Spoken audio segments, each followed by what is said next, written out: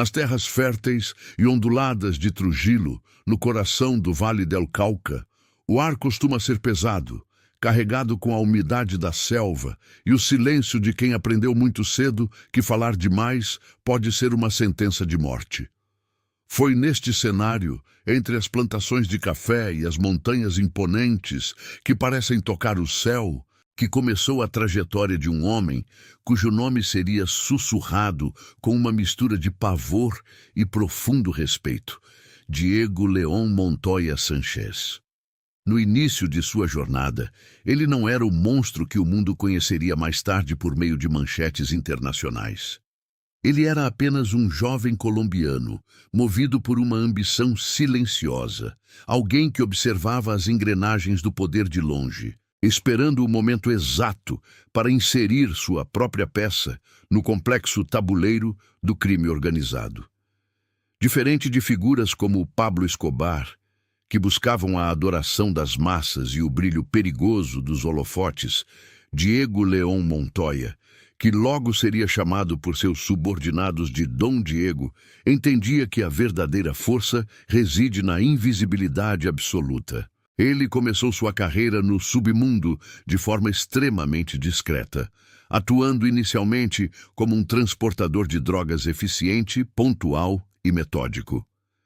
Enquanto os grandes barões da época se envolviam em guerras públicas e ruidosas contra o Estado, atraindo a fúria das autoridades, Diego movia-se como uma névoa densa pelas rotas secundárias, garantindo que o produto chegasse ao seu destino sem levantar a mínima suspeita. Ele aprendeu cedo que a logística era a espinha dorsal de qualquer império duradouro e dedicou cada hora do seu dia a dominar os caminhos geográficos, os subornos necessários e as fraquezas humanas que permitiam que o tráfico florescesse longe dos olhos do público. A década de 1990 trouxe uma mudança sísmica e violenta na estrutura da Colômbia. Com a queda dramática do cartel de Medellín e o enfraquecimento progressivo e inevitável do cartel de Cali, um vácuo de poder imenso e perigoso se abriu nas estruturas do narcotráfico mundial. Muitos criminosos viam apenas o caos e a incerteza. Mas Diego León Montoya viu uma oportunidade sem precedentes na história. Com a astúcia de um aprendiz dedicado, que finalmente superou seus mentores, ele ajudou a consolidar o que viria a ser o temido Cartel do Norte del Valle. Esta nova organização não era apenas um grupo comum de criminosos, mas sim uma confederação poderosa que operava com a precisão de uma multinacional, ocupando cada centímetro do espaço deixado pelos antigos gigantes do tráfico. Diego não era mais apenas um transportador. Ele estava se tornando o arquiteto principal de um novo e cruel sistema.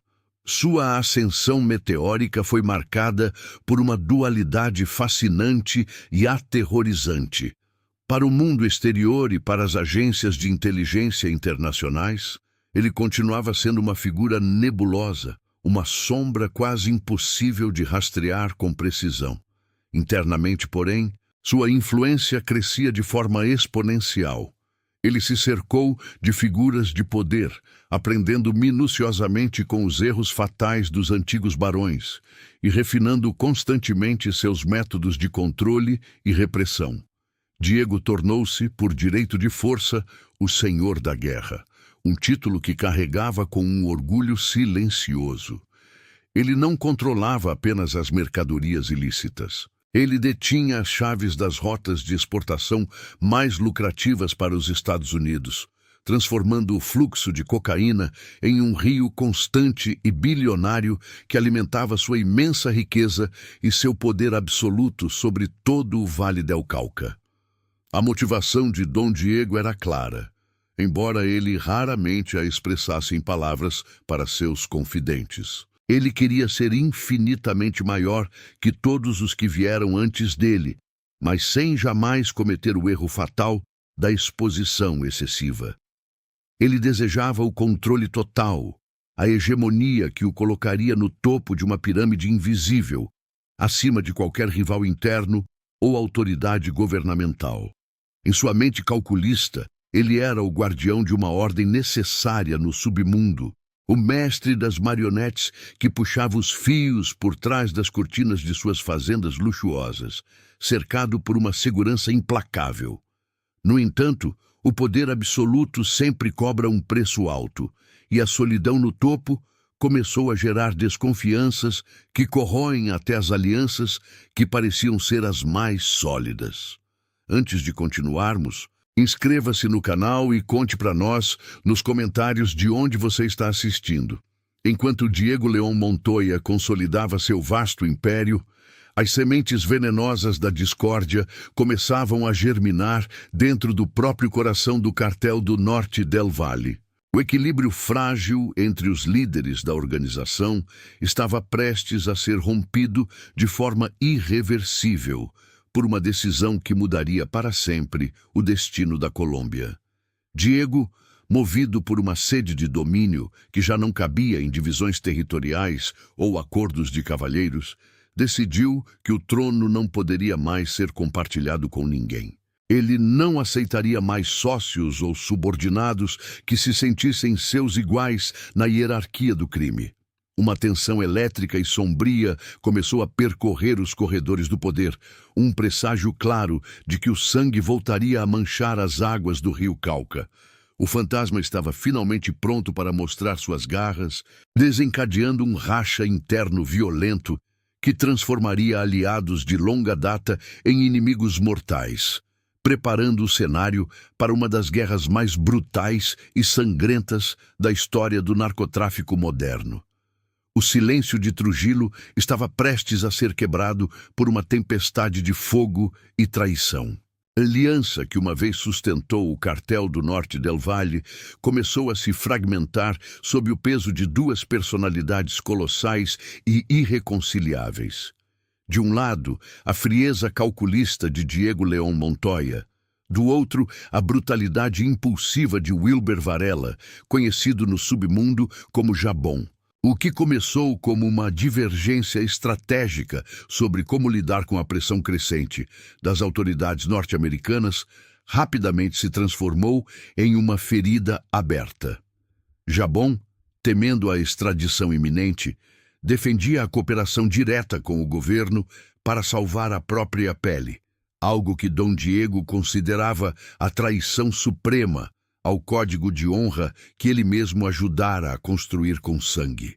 Essa disputa tornou-se uma luta pela sobrevivência, onde o triunfo de um exigia a aniquilação total do outro. A ruptura foi armada com tecnologia bélica avançada. Para proteger seus interesses e destruir a influência de Varela, Diego fundou o exército particular Los Machos. Eram homens treinados e leais, que viam em Montoya um soberano absoluto de um reino paralelo. Em resposta, Jabón organizou Los Rastrojos, uma milícia composta por assassinos implacáveis e desertores de várias forças de segurança. O sudoeste colombiano transformou-se em um campo de extermínio desolador, onde o ar fedia a pólvora e desespero. O vale do rio Cauca, que deveria trazer vida às plantações, tornou-se o túmulo de centenas de jovens tragados por uma guerra insana, marcada por emboscadas constantes, campos minados e execuções sumárias nas estradas rurais que outrora eram caminhos de paz. A violência atingiu níveis de crueldade que chocaram uma nação já habituada ao conflito. Amigos de infância de Trujillo agora se encontravam em lados opostos de uma trincheira invisível, atuando como carrascos uns dos outros sob ordens de seus respectivos patrões. Não havia neutralidade no Norte del Valle. Ou você era um soldado de Diego ou um alvo de Varela. Dom Diego comandava suas ofensivas com precisão militar, mas cada vitória trazia um rastro de fumaça que envolvia as montanhas colombianas.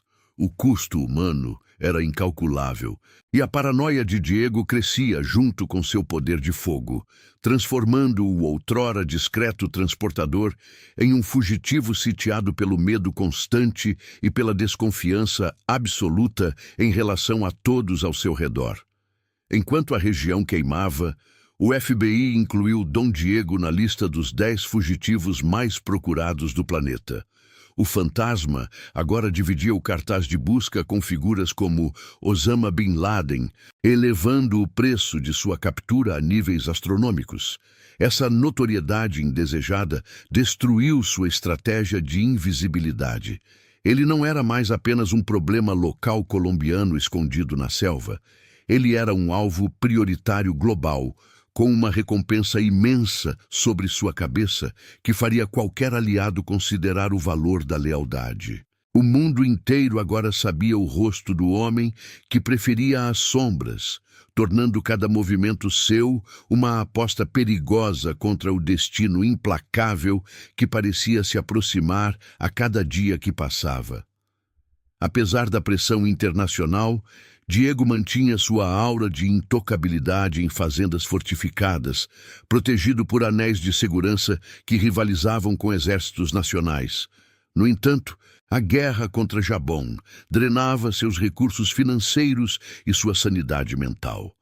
Varela era um adversário astuto, um ex-policial que conhecia os segredos mais profundos do cartel.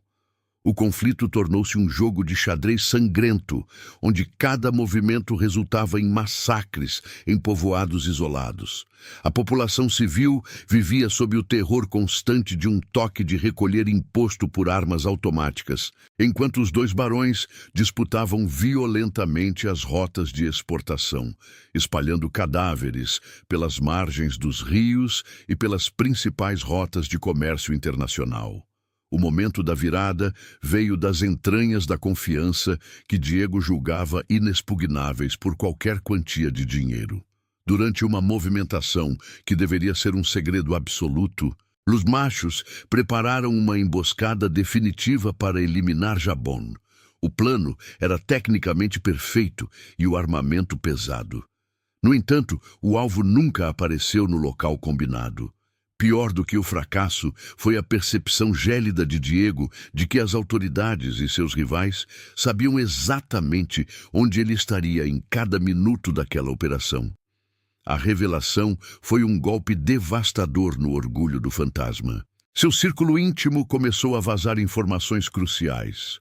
A fortaleza de silêncio que ele construiu com tanto zelo estava sofrendo fissuras profundas, sinalizando que o fim da sua impunidade absoluta estava começando a surgir no horizonte nebuloso da Colômbia. A traição sentida por Diego León Montoya na emboscada fracassada foi o gatilho para uma transformação drástica em sua rotina. O homem que antes desfrutava do luxo ostensivo de suas fazendas no Vale del Cauca viu-se subitamente empurrado para as densas entranhas mais profundas e hostis da selva colombiana. O fantasma precisava agora, mais do que nunca, honrar seu apelido e desaparecer por completo do radar de seus inimigos. O departamento de Chocó, com sua vegetação impenetrável e uma umidade que parecia pesar toneladas sobre os pulmões, tornou-se seu último refúgio e, simultaneamente, sua prisão verde. A saúde de Diego, no entanto, não acompanhava sua vontade de ferro. O clima implacável da selva começou a cobrar um preço alto de um corpo já desgastado pelos anos de estresse constante no comando do tráfico. Uma hérnia de disco severa transformava cada passo sobre o solo lamacento em uma tortura elétrica que subia por sua espinha dorsal, imobilizando-o em momentos críticos. Ele, que outrora ordenava o destino de milhares com um gesto, agora dependia de homens de confiança para ser carregado em redes improvisadas através dos trilhos mais íngremes. A decadência física trazia consigo um isolamento psicológico devastador. Nas noites intermináveis, sob o coro dissonante de insetos e animais selvagens, a mente de Diego tornava-se um campo de batalha, onde a desconfiança florescia mais rápido que a própria mata. Para se manter vivo e evitar a captura, Dom Diego despejava fortunas em uma rede de corrupção, que alcançava os escalões mais altos do governo e das Forças Armadas colombianas. Através de emissários discretos, milhões de dólares fluíam para as mãos de generais e políticos influentes, comprando o silêncio e informações privilegiadas sobre a temida Operação Resplendor. Essa ofensiva, coordenada entre o exército colombiano e agentes da DEA, era uma força-tarefa implacável, projetada exclusivamente para localizá-lo. Cada vez que os helicópteros decolavam com ordens de ataque, Diego já havia sido alertado por algum informante pago a peso de ouro. Isso permitia que ele se movesse quilômetros selva adentro, momentos antes das tropas aterrissarem em seus acampamentos abandonados. Contudo, o dinheiro que comprava generais não conseguia comprar a paz de espírito. A paranoia transformou o acampamento de Diego em um ambiente de medo absoluto e opressor. Ele passou a desconfiar da própria sombra, trocando sua guarda pessoal com uma frequência quase diária. Ninguém, nem mesmo os comandantes mais leais de Los Machos, sabia onde o patrão dormiria na noite seguinte. As refeições eram testadas por subordinados temerosos de veneno, e as conversas eram sussurradas, pois Diego acreditava que até as árvores poderiam ter ouvidos a serviço de Jabón ou dos agentes norte-americanos. O outrora poderoso ditador do tráfico estava agora cercado por armas, mas sentia-se profundamente abandonado em seu trono de lama. Enquanto isso, o cerco em Chocó se tornava cada vez mais estreito. A DEA e as forças de elite colombianas mudaram de tática, parando de buscar grandes bases e focando em pequenas células de suprimento. Eles começaram a cortar os tentáculos de Diego, prendendo seus contatos logísticos e bloqueando as rotas de dinheiro que alimentavam sua proteção. A tensão no esconderijo de Montoya era palpável. O suprimento de medicamentos para suas dores estava acabando, e a comunicação por rádio tornava-se perigosa demais devido à tecnologia de ponta usada para interceptação de sinais. O mundo exterior estava se fechando como uma mandíbula de aço implacável, e a sensação de impunidade estava se evaporando no calor sufocante. O que Diego León Montoya não poderia prever era que o golpe final não viria de um general subornado ou de um espião de seu rival Jabón. A verdadeira ameaça estava infiltrada na camada mais íntima de sua vida, em um espaço onde ele acreditava que o sangue falaria mais alto que a ganância. Um informante inesperado, alguém que compartilhava sua linhagem e a quem ele considerava parte sagrada de sua família, havia chegado ao seu limite. Cansado de fugir e temendo a destruição total do clã Montoya, esse parente próximo tomou a decisão excruciante de cruzar a linha da traição. No silêncio de uma sala de interrogatório, o mapa exato da localização atual do fantasma estava prestes a ser revelado, selando o destino do homem que um dia acreditou ser invencível na escuridão da floresta, uma traição que ecoaria por gerações. As coordenadas fornecidas pelo informante agiram como um bisturi de precisão, cortando a névoa de incerteza que protegia o esconderijo de Dom Diego. O sol ainda não havia rompido o horizonte nas selvas do Chocó, quando o silêncio da madrugada foi estilhaçado pelo som rítmico das hélices dos helicópteros Black Hawk. A Operação Resplendor entrava em sua fase final, não mais baseada em suposições, mas em uma certeza absoluta colhida no seio da família Montoya. Soldados de elite do exército colombiano saltaram sobre o terreno lamacento da fazenda El Pital. O ar estava saturado com o cheiro de terra úmida e querosene, indicando que o fantasma não teria para onde fugir ou se esconder na floresta. Dentro de seu refúgio, Diego León Montoya acordou com o tremor do solo, a dor em sua coluna, resultado da hérnia de disco que o atormentava há meses, disparou como uma descarga elétrica assim que ele tentou se levantar da cama simples. O homem que outrora comandava um exército de sicários e controlava o fluxo de cocaína viu-se subitamente desprovido de poder. Não havia tempo para convocar Los Machos, nem para acionar os generais subornados. A rede de proteção que ele teceu com bilhões de dólares havia se evaporado em uma única manhã de traição. Com o pânico nublando seu julgamento, ele rastejou para fora de sua habitação, buscando esconderijo na vegetação densa que cercava a casa de madeira. O contraste visual daquele momento era devastador para a lenda que Diego havia construído ao redor de si mesmo. Quando os comandos militares finalmente o localizaram, encurralado em um matagal rasteiro nos limites da propriedade, não encontraram o poderoso barão da droga em trajes de luxo. O que as lentes das câmeras registraram foi um homem vulnerável, vestido apenas com uma camiseta branca e cuecas, com os pés descalços enterrados na lama fria do Chocó. A fragilidade física de Dom Diego era um espelho de seu império que desmoronava em tempo real. O titã do Cartel do Norte del Valle, que figurava na lista dos mais procurados do FBI, estava agora reduzido a um fugitivo trêmulo, cuja única companhia era a dor e a humilhação pública. O clímax da captura ocorreu sem que um único tiro fosse disparado, um final quase irônico para alguém cuja trajetória foi pavimentada por massacres e terror. Ao sentir o cano frio dos fuzis contra sua nuca, Diego simplesmente abaixou a cabeça em sinal de aceitação silenciosa. Não houve resistência, nem tentativas de suborno aos soldados que o cercavam. O silêncio que se seguiu à sua rendição era carregado com o peso simbólico da queda do último grande barão da era dos cartéis. A expressão de derrota em seu rosto era absoluta. Os olhos, que antes analisavam rotas de tráfico, agora pareciam fixos em um ponto vazio, processando a realidade de que seu reinado de terror havia acabado em poucos segundos. Enquanto era conduzido pelos soldados, Diego caminhava com dificuldade, amparado pelos mesmos homens que antes eram seus caçadores. A dor aguda em suas costas o obrigava a se curvar, uma postura que acentuava a imagem de um homem quebrado pelo peso de seus crimes e pecados.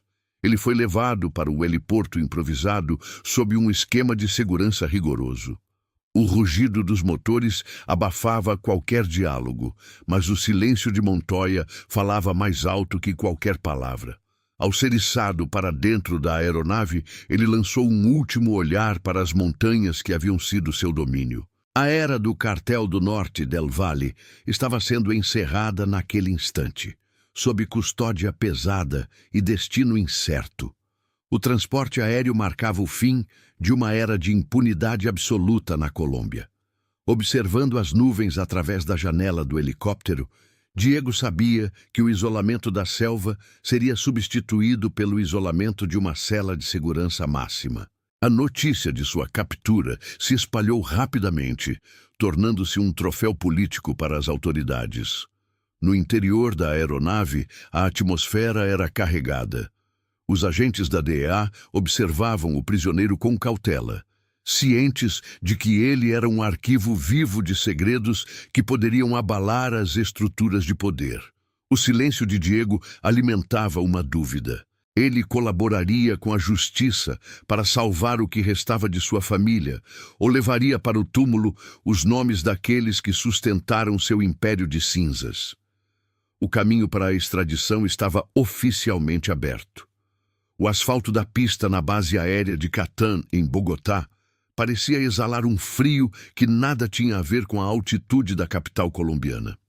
Diego León Montoya, agora apenas um prisioneiro sob custódia máxima, sentia o peso das correntes em seus pulsos e tornozelos. A extradição, o temor supremo que fizera Pablo Escobar incendiar um país inteiro décadas antes, era agora a realidade inevitável do fantasma. Ao subir a rampa do avião da DEA, Diego não olhou para trás com a altivez de um imperador, mas com a melancolia de um homem que sabia que as montanhas verdes do Vale del Cauca se tornariam apenas memórias desbotadas. O adeus à sua terra natal foi selado pelo bater da porta pressurizada, um som metálico que ecoou como o fechamento de um caixão sobre sua vida de luxo e sangue. A viagem para a Flórida foi um interlúdio de silêncio absoluto, interrompido apenas pelo ruído das turbinas. Sentado entre agentes federais americanos, Montoya processava a magnitude de sua queda. Ao aterrissar em Miami, o contraste era gritante. O calor úmido da cidade litorânea não trazia o conforto de casa, mas a promessa de um sistema judiciário implacável. No Tribunal Federal, sob as luzes frias e fluorescentes, Diego León Montoya Sanchez viu-se diante de um júri e de promotores que não podiam ser comprados com os milhões que ele acumulara. A imponência do senhor da guerra desaparecera, substituída por um réu de olhar cansado, cujas roupas de presidiário apagavam qualquer vestígio de seu poder de outrora. Cada sessão no tribunal era um lembrete doloroso de que o mundo que ele construíra sobre o tráfico de cocaína estava sendo desmontado peça por peça, palavra por palavra. No entanto, a verdadeira agonia de Diego não estava apenas nas paredes de mármore do tribunal, mas na erosão de seu legado familiar. Enquanto ele enfrentava o julgamento, a rede de proteção que ele construíra desmoronava sob o peso da justiça transnacional. Seus irmãos e aliados próximos estavam sendo caçados ou já se encontravam atrás das grades. A traição inicial, vinda de dentro de sua própria linhagem, abriu as comportas para que outros também buscassem a redenção ou a redução de pena às suas custas. Dom Diego, em uma tentativa desesperada de salvar o que restava de sua dignidade e reduzir o tempo que passaria no exílio, começou a revelar os segredos que sustentavam o cartel do Norte del Valle. Ele falou sobre generais, políticos e empresários que outrora brindavam com ele em suas fazendas luxuosas, expondo as feridas abertas da corrupção institucional que sangrava a Colômbia. A revelação desses nomes não era apenas uma estratégia jurídica, mas uma forma de vingança silenciosa contra o sistema que o abandonara no momento em que as luzes se apagaram. Cada depoimento era um golpe de misericórdia na estrutura que ele ajudara a consolidar. Contudo, o preço dessa colaboração era o isolamento total. A percepção de que nunca mais respiraria o ar puro de Trujillo tornou-se uma sombra constante em sua cela solitária. Quando o juiz finalmente proferiu a sentença de 45 anos de prisão, o silêncio na sala foi absoluto. Para um homem de sua idade e com a saúde debilitada, aquela condenação era, na prática, uma sentença de morte em solo estrangeiro. Diego aceitou o destino com a mesma quietude que marcara sua vida como fantasma. Mas nos seus olhos brilhava o arrependimento tardio de quem trocou a paz pelo poder efêmero. A notícia de sua condenação cruzou oceanos, mas o destino reservara uma ironia final para sua rivalidade histórica. Enquanto Diego se preparava para décadas de silêncio em uma cela americana, seu inimigo mortal, Wilber Varela, o Jabón, encontrava um destino muito mais violento. A guerra entre Los Machos e Los Rastrojos havia deixado um rastro de milhares de mortos e a justiça, de formas distintas, finalmente os alcançara. Jabón, fugitivo e paranoico, foi encontrado sem vida em um hotel na Venezuela, assassinado por seus próprios homens, enquanto Diego enfrentava a morte lenta da irrelevância. O racha que destruiu o cartel agora chegava ao seu epílogo, com um líder enterrado em uma cova rasa e o outro sepultado vivo por um sistema legal, deixando para trás um império de cinzas que o tempo se encarregaria de apagar para sempre. O vácuo deixado pela queda de Diego León Montoya não foi preenchido por um novo imperador, mas por uma explosão de violência fragmentada e caótica que mudou para sempre a fisionomia do crime na Colômbia. Com a captura do último grande titã, o cartel do Norte del Valle não apenas ruiu, ele despedaçou-se em 1000 estilhaços afiados, cada um buscando seu próprio lucro nas sombras das montanhas. As rotas que Dom Diego outrora controlava com discrição e mão de ferro tornaram-se campos de batalha para pequenas facções, conhecidas como bandas criminais, que possuíam apenas uma sede insaciável de sangue e dinheiro rápido. Trujillo e o Vale do Rio Cauca viram-se mergulhados em uma anarquia onde a lealdade durava apenas até o próximo pagamento. A estrutura centralizada que mantinha uma ordem perversa desapareceu, dando lugar a um cenário onde a única lei era a sobrevivência do mais brutal, deixando a população civil à mercê de criminosos sem rosto e sem qualquer ideologia.